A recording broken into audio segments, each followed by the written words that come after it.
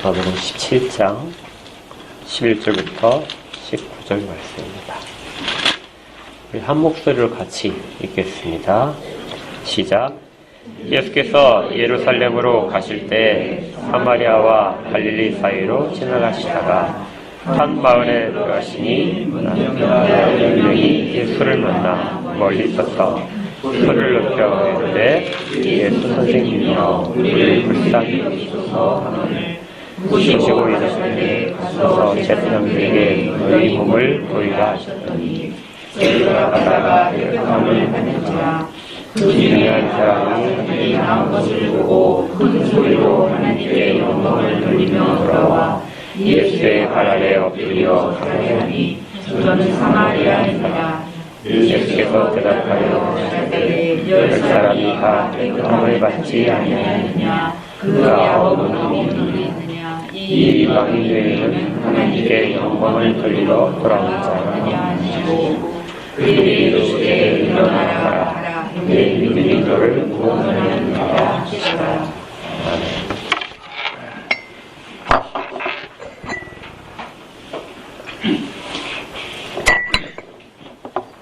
오늘 읽은 그 누가복음 17장의 10명의 문둥병자 이야기, 나병 환자의 이야기는 우리 가운데서 꽤 잘 알려진 사건입니다.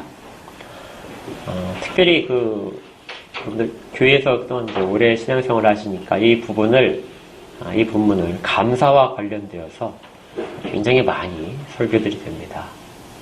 대략적인 내용을 한번 다시 보시면은 예수님께서 한 마을을 지나가시는데 10명의 문둥병자가 멀리 서서 큰 소리로 주께 긍휼을 구하는 그런 외치는 소리가 있었습니다. 주께서 그리고 그 사람들을 주께서 응답하셔서 아마 주님도 멀리서 소리치셨을 것 같아요. 그 사람들한테 가까이 하지 않으시고 소리 질러셔서 가서 제사장들에게 너희 몸을 보이라 이렇게 말씀하셨습니다. 가는 도중에 깨끗함을 입은 것을 사람들이 직접 확인을 하고 그리고 그 중에 한 사람이 돌아와서 주께 영광을 돌린 장면입니다.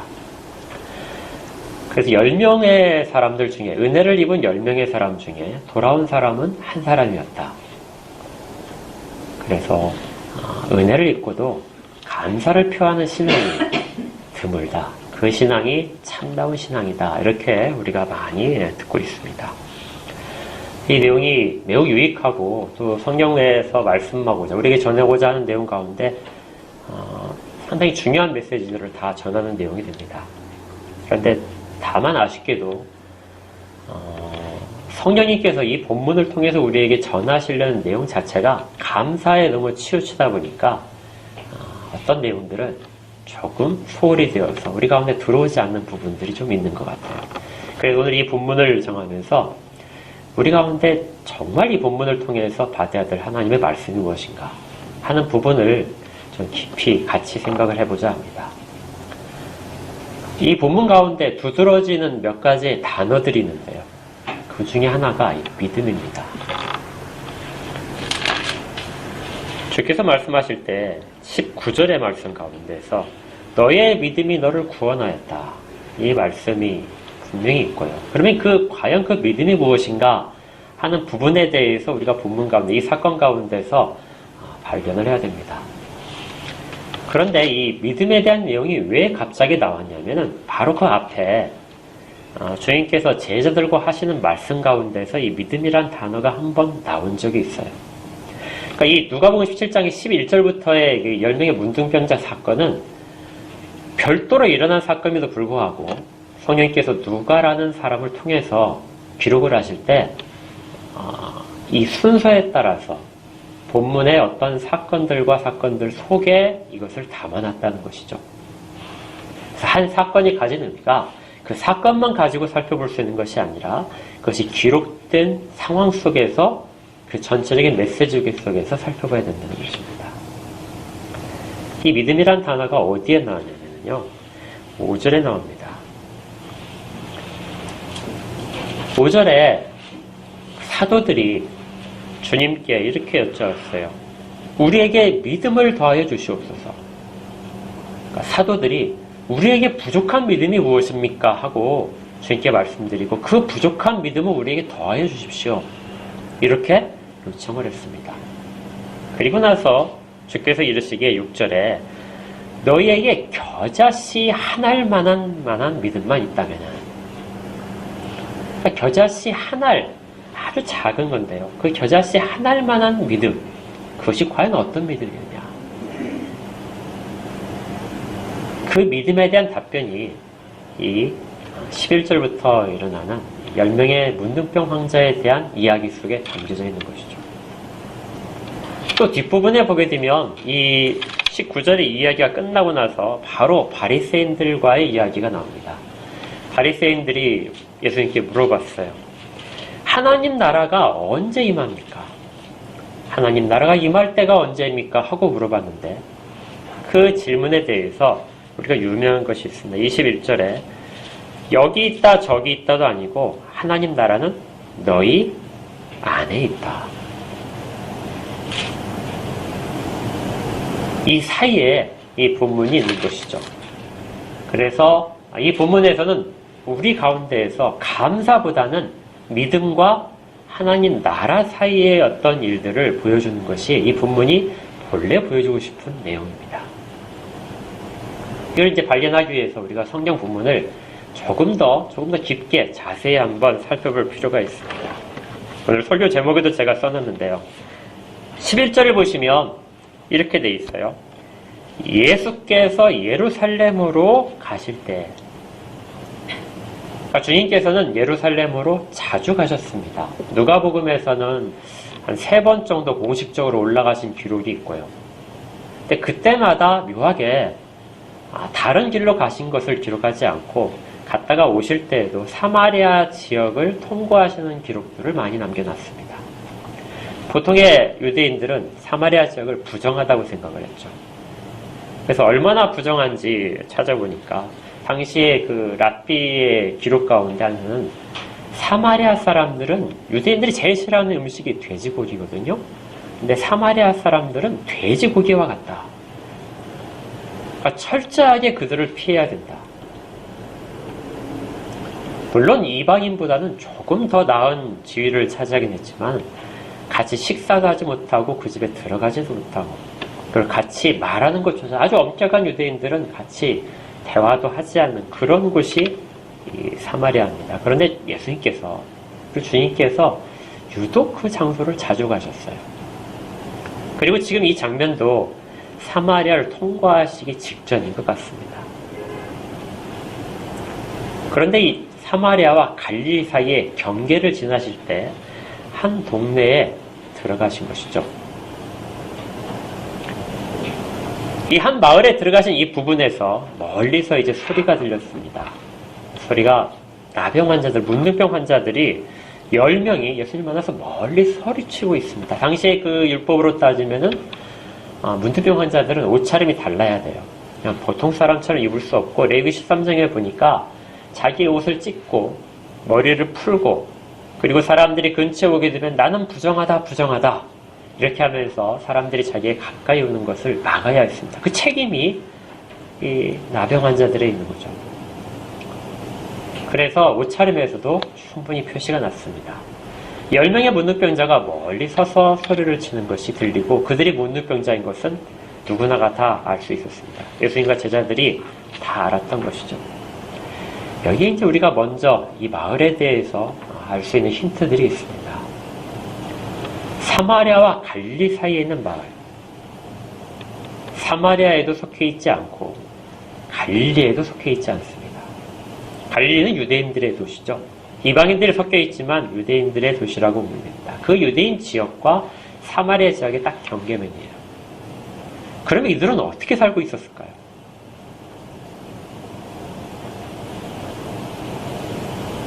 사마리아 사람 따로, 유대인 따로 살았을까요? 그러니까 적어도 그 마을 안에서는 어느 정도의 사람들이 서로 교류하고 있던 것이 분명합니다. 그러니까 가장 변두리는 서로 암암리에 다 연결하죠. 여러분들 그 중국과 북한 사이에 가보시면 도시들이 있잖아요. 그 도시들 사이에서 사람들이 지금도 그런지 모르지만 밤에 건너다녔다고 하죠. 건너가서 이쪽에 물건 저쪽에 갖다 놓고 저쪽 물건 받아오고 서로 국적이 다르지만 중간에서 만나기도 하고 그렇게 해서 서로 이렇게 교환한 적들이 있었습니다. 가치와 이념이 다르더라도 서로의 필요에 따라서는 어느 정도 교류를 하는 것이 사람들의 습성입니다. 그러니까 이 마을은 일단 우리 가운데 이 지역은 사마리아와 유대인들이 서로의 적대적인 감정, 어떤 배타적인 감정을 접어두고 약간의 교류를 할 수 있는 지역이구나. 이렇게 머릿속에서 담아두셔야 됩니다. 그런데 그 지역에 10명의 문둥병자들이 있었어요. 당시의 문둥병자들은 사람들로부터 완전히 격리되어야 됐습니다. 그러니까 마을에 살 수 없고 마을 밖에 쫓겨나서 살아야 되죠. 그런데 그들이 단체로 모여 사는 곳이라는 것이죠. 그러니까 이 마을은 정말 묘한 위치에 있는 겁니다. 사마리아와 갈릴리 사이에 위치한 도시, 마을이기도 하고 그 가운데 문둥병자들이 많이 살고 있던 지역입니다. 그리고 이 10명의 문둥병자라고 되어 있는데요. 이 사람들은 어떤 사람들이었을까요? 사마리아 사람이었을까요? 유대인이었을까요? 나중에 돌아와서 예수님 앞에서 감사를 드리는 예수님 발 앞에 엎드린 사람은 분명히 사마리아 사람이었습니다. 그럼 나머지 사람들은 누구였을까요? 주님께서 하신 말씀을 잘 보게 되면 이 사람들의 유대인이 섞여 있는 걸 알 수 있어요. 왜 어찌 10명 중에서 이 이방인 한 사람만 돌아왔느냐? 그 나머지 사람들은 적어도 유대인들이 섞여 있다는 것입니다. 참 묘하죠. 문둥병에 걸리고 나니까, 나병에 걸리고 나니까 사마리아인이라는 그런 인종적인 거, 지파적인 거, 유대인이라는 지파적인 거 전혀 필요가 없습니다. 그들은 10명이 같이 모여서 같이 소리를 질렀어요. 예수님, 우리를 긍휼히 여겨주십시오. 우리를 제발 불쌍히 여겨주십시오 하고 멀리서 소리를 질렀습니다. 목소리가 잘 안 나오는 사람도 있었겠죠. 그러니까 야, 좀 더 목소리 높여. 같이 한 목소리로 내는 이 순간에 사마리아인이 어디 있고 유대인이 어디 있겠습니까? 비참한 순간에 처해지면 그동안의 사람들이 갖고 있던 모든 자랑거리들 아무 소용이 없습니다. 그저 문둥병자죠. 주님이 만나시는 상황은 바로 이런 상황입니다. 우리가 주님 앞에 나갈 때 굉장히 많은 것들을 포장을 많이 해요. 우리 학식도 있고 지위도 있고 아주 많은 것들로 주님 앞에 나가는데 사실은 우리의 현재의 모습을 보여주는 것일 수도 있습니다. 이 사람들은 제가 누가복음을 쭉 찾아봤을 때 가장 비참한 사람이에요. 특히 나중에 돌아온 사람은 사마리아 사람이면서 문둥병자입니다. 그거 얼마나 비참하겠어요. 성경적인 관점으로 보게 되면 가장 비참하고 가장 불쌍한 사람인데요. 그런 사람들이 주님 앞에서 큰 소리를 부르는 것. 우리는 모두가 다 비슷한 처지라는 것을 이해해야 됩니다. 그런 상황 속에서 그들이 한꺼번에 같은 목소리로 주를 찾습니다. 이 사람들 앞에 주님께서 이제 제사장에게 가서 너희의 몸을 보여라. 이렇게 답변을 하셨어요. 주님도 소리를 크게 지르셨을 겁니다. 거리가 학자들의 주석을 찾아보니까 한 70m쯤 떨어져 있을 거라고 봐요. 당시의 율법상으로 그렇게 거리사를 2개 돼 있다고 합니다. 그러니까 그 먼 거리에서 소리 지르니까 주님도 막 소리 지르시겠죠. 제사장들에게 가서 너희의 몸을 봐라. 근데 이것도 약간 여기에도 주님께서 의도하신 부분이 숨어 있습니다. 레위기에 보게 되면 문둥병이 나았다 이렇게 했을 때 어디로 찾아가냐면 제사장에게 찾아갑니다. 그런데 여기 제사장이라고 하지 않고 주님이 일부러 뭐라고 하셨을까요? 제사장들에게 가라 이러셨어요. 이게 무슨 뜻일까요? 제일 가까운 레위인이 살고 있는 그 레위 성읍으로 가서 제사장에게 보이면 될 텐데 지금 제사장들에게 가라. 이 말은 사마리아 사람은 유대인 제사장에게 찾아가지 못한다는 것입니다. 유대인들은 유대인 제사장에 찾아가고 사마리아 제사장을 찾아가지 않죠. 우리가 흔히 생각할 때 사마리아 사람들은 하나님을 섬기지 않은 곳이라고 이렇게 생각하기 쉬운데 그렇지 않습니다. 그들 가운데는 성전이 있었고 나중에 알렉산더 대왕 때 한 번 무너졌던 성전을 그들도 다시 세웠어요. 그리고 그것이 나중에 다 무너져서 로마의 침입으로 무너져서 성전은 없었지만 그들 가운데도 제사장이 있었고 그리고 제사를 여전히 집행하고 있었습니다. 지금도 사마리아 사람들이 남아있어요. 여러분들 인터넷으로 검색해 보시면 사마리아 사람들 제사 지낸 장면이 지금도 동영상으로 찾아볼 수 있습니다. 1906년인가요? 1905년도에 이스라엘 유대인들이 백과사전을 자기들의 민족에 대한 백과사전과 그 문화들을 다 집성해서 조사를 한 적이 있는데요. 그때 조사했을 때 사마리아인이 152명이 있었다고 기록됩니다. 그러니까 그들도 한쪽에서는 여전히 그 일들을 당시에도 하고 있었습니다. 그래서 주님께서 사마리아 사람은 사마리아 제사장에 가서 그 몸을 보이고 율법에 따라서 모세 율법에 따라서 깨끗함을 낳았다는 확인을 받아라. 유대인들은 유대인 제사장에 가서 받아라. 이렇게 말씀을 하신 것입니다. 그러니까 이 나병 환자라는 것 안에 어떤 신분상도 그리고 그들을 치유하시는 데 있어서 그들이 율법상의 유익을 누리는 데 있어서 어떤 지파적인 유대인과 사마리아 차별이 전혀 없었다는 것입니다. 주님께는 사람들은 그저 긍휼을 입어야 되는 사람이고 동일하게 율법 가운데 있었던 사람들일 뿐입니다. 자, 여기까지는 이제 큰 어려움이 없었어요. 이 사람들이 이제 주님의 말씀을 들었습니다. 그리고 즉시 자기의 제사장들에게 향했어요. 여기에서 우리가 이 사람들의 믿음이 정말 색다르다는 걸 보게 됩니다. 자기의 어려움 속에서 주님을 찾아올 수 있는 믿음도 굉장히 큽니다. 여러분들 역경 가운데서 주님 찾는 일들 많잖아요. 믿지 않은 사람들이 자기 힘든 일을 만났을 때 다 세상에서 찾고 하다가 못 찾았을 때 주님 앞에 나오잖아요. 그렇게 나와서 주님께 나를 긍휼히 여겨 주십시오. 이렇게 말하는 믿음 정말 좋은 믿음입니다. 그런데 이 사람들은 이것보다 한 단계 더 가고 있어요. 이 문둥병자들이 주님께서 가서 제사장에게 너희 몸을 보이라 하는 그 말을 듣고 바로 즉시 돌아서서 제사장들에게 가고 있는 것입니다. 여러분들 이런 믿음이 있으세요? 하나님 말씀을 듣고 그대로 내게 이루어진 줄 알고 가서 확인받으러 가는 작업. 확인을 받고 나서 이 사람들이 돌아선 게 아닙니다. 자기 몸이 깨끗해진 걸 받고 돌아온 것이 아니라 그냥 돌아섰어요. 말씀만 듣고. 이 사람들의 믿음은 정말 뛰어납니다.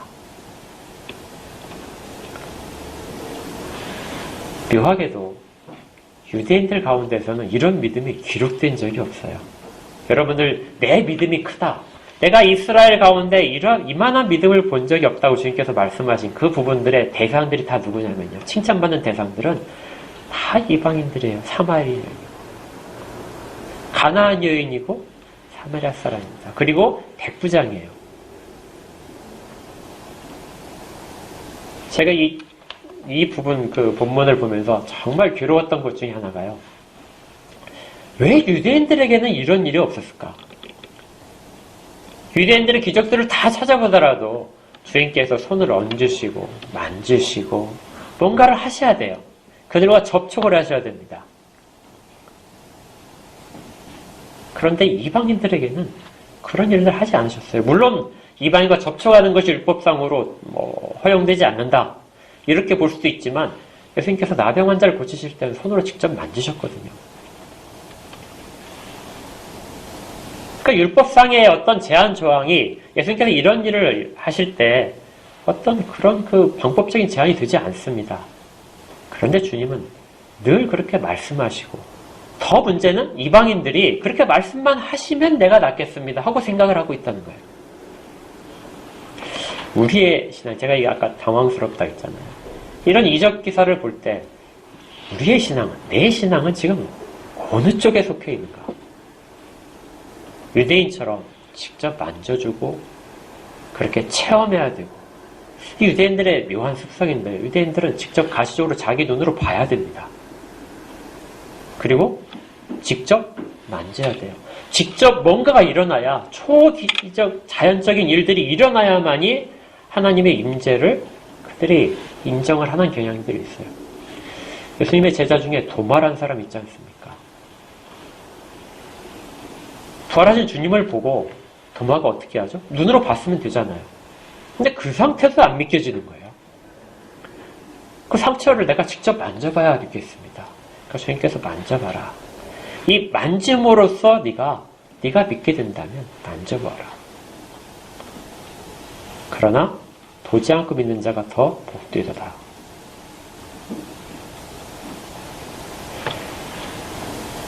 우리의 신앙이 이렇게 만져보고 우리 가운데 어떤 기적적인 것들이 체험되고 그래야만이 하나님이 일하심을 인정하는 것이라면 우리는 유대인들과 동일한 신앙을 가진 것 같습니다. 그런데 정말 경멸하던 사람들은 말씀만 하시면은 그 일이 이루어집니다.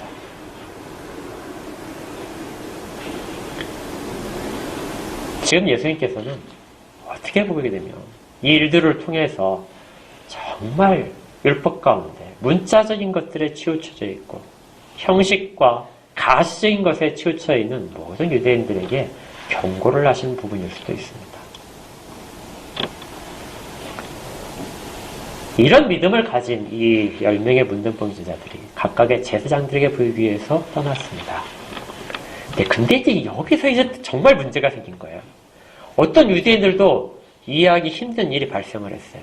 여기까지는 믿음에 대한 이야기이기 때문에 어느 정도 수긍을 할 수 있지만 제사장들에게 가서 자기의 나은 것들을 보여주러 가는데 가다가 상처가 다 모든 그 질병 부분들이 편부가 다 치유가 됐습니다. 깨끗하게 치유가 됐어요. 자, 여러분이라면 어떻게 하시겠어요? 이 순간에 여러분이 문둥병자 한 게 아닌데 문둥병자라고 생각을 하신다면 가다가 깨끗하게 치유받았습니다. 뭘 해야 될까요? 제사장에게 가서 보여야죠. 그리고 깨끗함을 확인받아야 되죠. 그것이 우선 아닙니까? 주님의 말씀하신 부분도 있기 때문에. 그리고 가서 공동체 속에 들어가서 생활을 할 수 있게 된 것을 자랑해야죠. 예수님이 나를 이렇게 치유하셨다. 이렇게 자랑하면서 떳떳하게 세상 속으로 다시 들어가야 되지 않겠습니까? 그런데요, 이렇게 당연한 유대인이라면 분명히 다 그렇게 생각했을 겁니다. 그런데 한 사람만 그러지 않았어요. 성경 말씀을 잘 보게 되면 그 사람은 제사장에게 찾아가지 않았습니다. 가다가 깨끗함을 보고 나서 그리고 돌아왔어요. 그리고 예수님께 다시 왔습니다.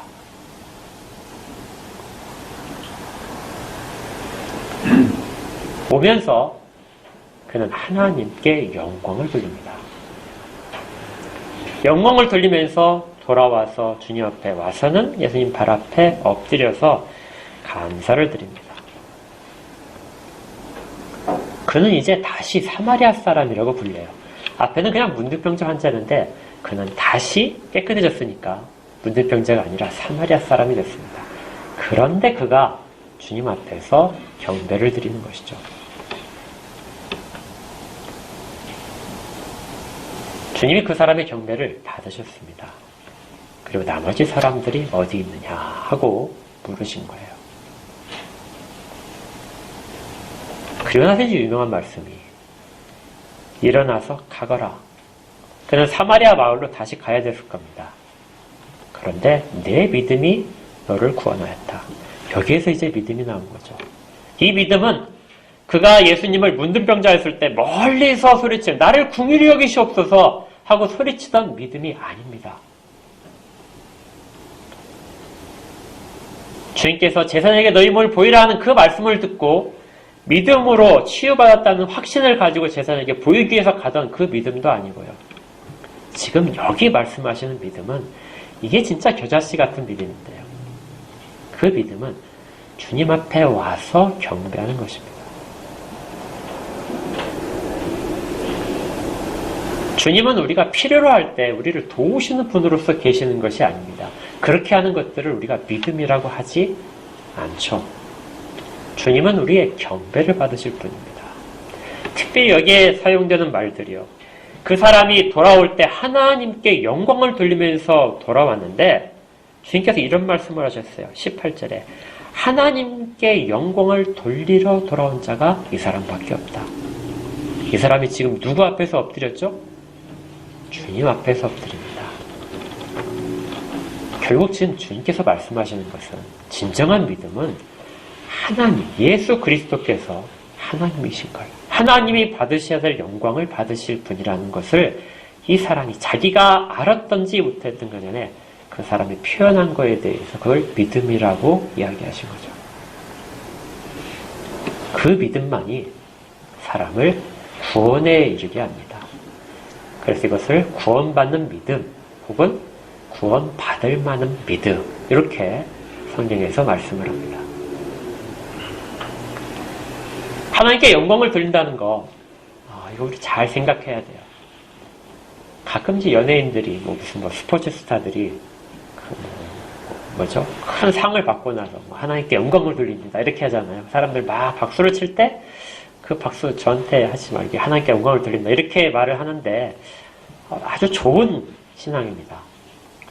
그런데 하나님께 영광을 돌린다는 게 원래 근본적인 말뜻은 하나님이 스스로 영광을 나타내신 거에 대해서 사람들이 그걸 보면서 혹은 알면서 이 일은 하나님이 하셨군요 하고 인정을 하는 것, 이것이 하나님께 영광을 돌리는 것입니다.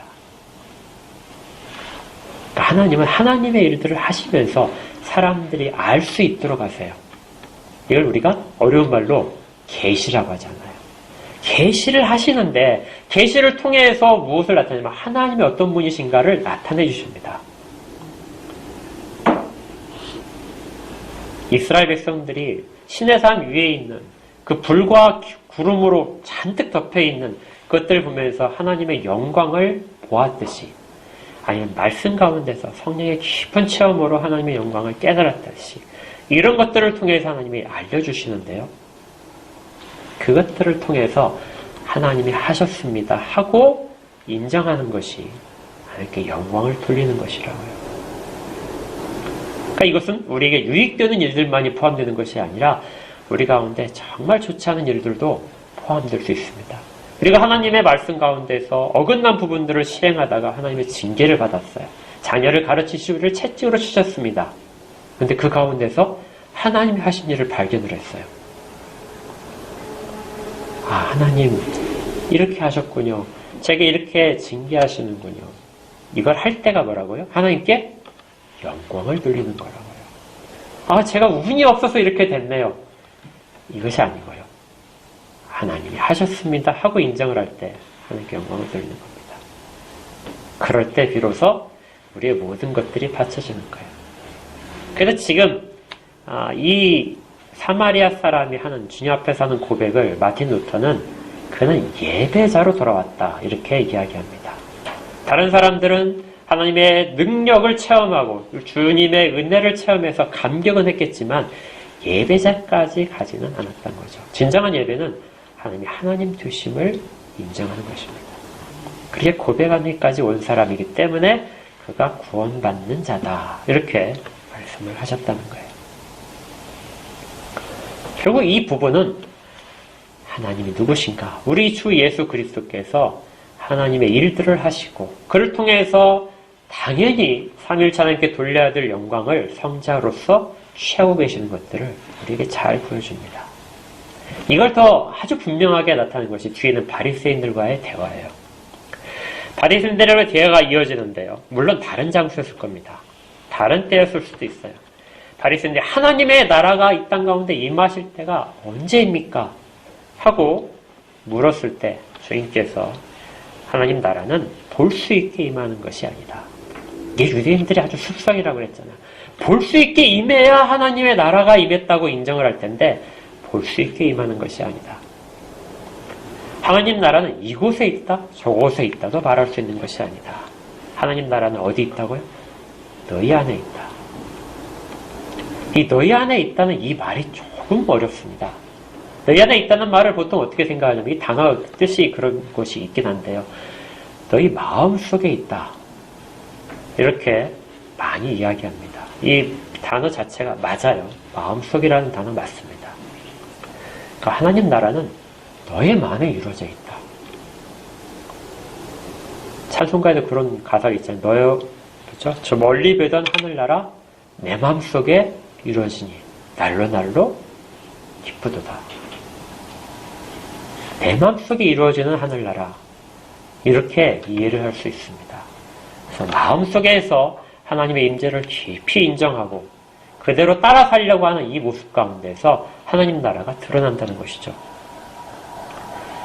그런데 지금 잘 보시면은 지금 이 말씀을 주님께서 누구에게 하시냐면 바리새인들에게 하고 계세요. 바리새인들 마음속에 천국이 지금 임했을까요? 그들의 마음속에 감격이 넘쳤을까요? 주님으로 인해서? 절대 아닙니다. 이 단어는 우리 마음속에 관념적으로 주관적으로 이루어진 천국이 아니라 객관적으로 가시적으로 이루어진 천국 자체를 말해요. 너희 마음속이 아니라요. 너희 가운데, 너희들 사이에. 너희들 사이에 지금 하나님 나라가 있다. 왜 그럴까요? 주님이 그들과 함께 계시기 때문입니다. 주님이, 우리 주 예수 그리스도께서 하나님 나라죠. 모든 것입니다. 하나님 나라는 하늘에 있는 것이 아니고, 유대인들 생각할 때 하늘에 있다 생각한 그것이 아니고, 그래서 하늘이 내려온다는 생각이 아니라 주님께서 하나님이 우리와 함께 계실 때, 그리고 그 하나님 되심이 드러날 때 하나님 나라가 우리 가운데서 보여지는 것입니다. 그럼 지금까지 우리가 아까 사도들이 우리 가운데 믿음을 더하여 주시옵소서 하고 요청한 때부터 이 바리새인들과의 대화까지 누가 하나님 나라를 지금 알고 있을까요? 사마리아인, 돌아온 사마리아인 한 사람밖에 진정한 하나님 나라를 보고 있는 사람이 없는 것입니다.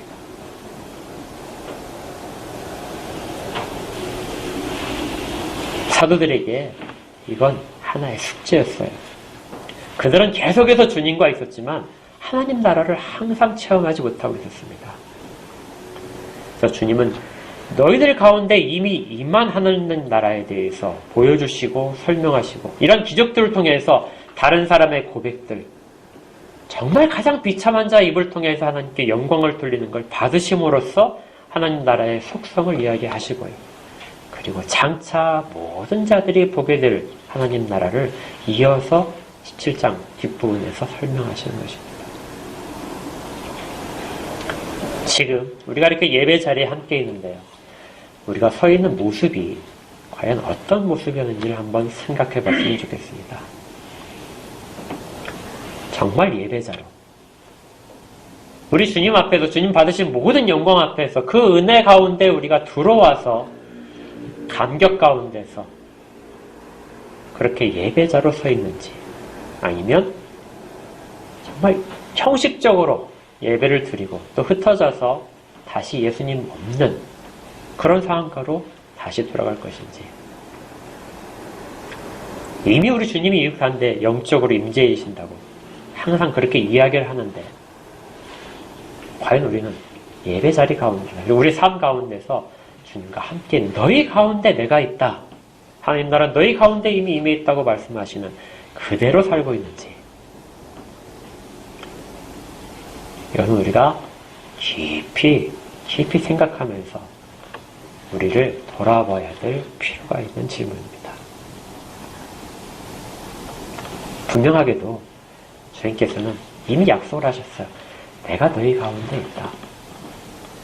부활하신 이후로 주님의 신성은 미치지 않는 곳이 없습니다. 우리 가운데 주의 이름을 부르는 모든 자들 가운데 지금도 주를 사랑한다고 고백하는 모든 자들 가운데 함께 계십니다. 그래서 우리는 늘 감사로 주님 앞에 예배하는 자로 이 땅의 삶을 살아갈 수 있는 것이죠. 힘들 수 있습니다. 우리가 원하는 대로 이루어지지 않는 일도 많습니다. 그런데 그 일들 가운데서 뭐가 드러나요?